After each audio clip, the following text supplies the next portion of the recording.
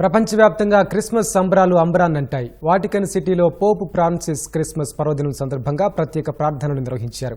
Australia సిడ్నీలోని బీచ్లు పర్యాటకుల తాకిడితో కిక్కిరిశాయి. క్రైస్తవ మత పెద్దలు స్థానిక చర్చిల్లో ప్రార్థనలు నిర్వహించి పెద్ద ఎత్తున ఆహార వితరణ కార్యక్రమాలను ఏర్పాటు చేశారు.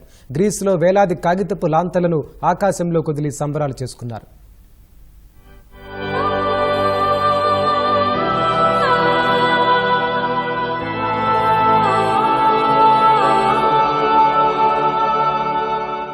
ప్రపంచవ్యాప్తంగా క్రిస్మస్ వేడుకలు ఘనంగా జరిగాయి. వాటికన్ సిటీలోని సెయింట్ పీటర్స్ బాసిలికాలో ప్రత్యేక ప్రార్థనలు నిర్వహించిన పోప్ ఫ్రాన్సిస్ పవిత్ర ద్వారాన్ని తెరిచారు. పవిత్ర ద్వారం గుండా వెళ్లేందుకు వేలాది మంది అక్కడకు చేరుకున్నారు. జర్మనీ మార్కెట్ ఘటన నేపథ్యంలో ఎటువంటి అవాంఛనీయ ఘటనలు జరగకుండా అధికారులు ముందస్తు జాగ్రత్తలు తీసుకున్నారు.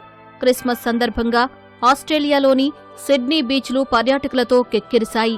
స్థానిక చర్చిల్లో మత పెద్దలు ప్రార్థనలు చేసి నిరాశ్రయులకు, అనాథలకు ఆహార వితరణ చేశారు.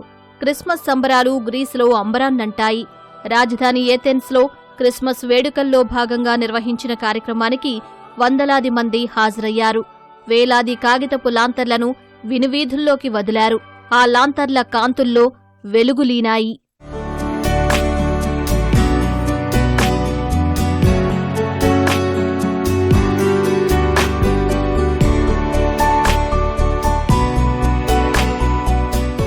అర్జెంటీనా రాజధానిలో బ్యూనోస్ ఎయిర్స్లో క్రిస్మస్ పర్వదినం సందర్భంగా పెద్ద ఎత్తున ఆహార వితరణ కార్యక్రమాన్ని ఏర్పాటు చేశారు. దీనికి భారీ సంఖ్యలో పర్యాటకులు, నిరాశ్రయులు, అనాథలు హాజరయ్యారు. పాకిస్తాన్ కరాచీలో క్రైస్తవ సంఘాల సభ్యులు క్రిస్మస్ వేడుకను నిర్వహించారు. సెయింట్ పాట్రిక్స్ కేథడ్రల్ చర్చికి భారీగా హాజరైన క్రైస్తవులు ప్రార్థనలు చేశారు.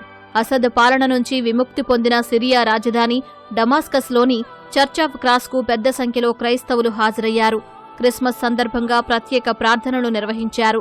హమా నగర సమీపంలో మంగళవారం క్రిస్మస్ ట్రీకి నిప్పుపెట్టిన నేపథ్యంలో మైనారిటీ మతస్థులకు రక్షణ కల్పించాలని సిరియాలోని క్రైస్తవులు డిమాండ్ చేశారు.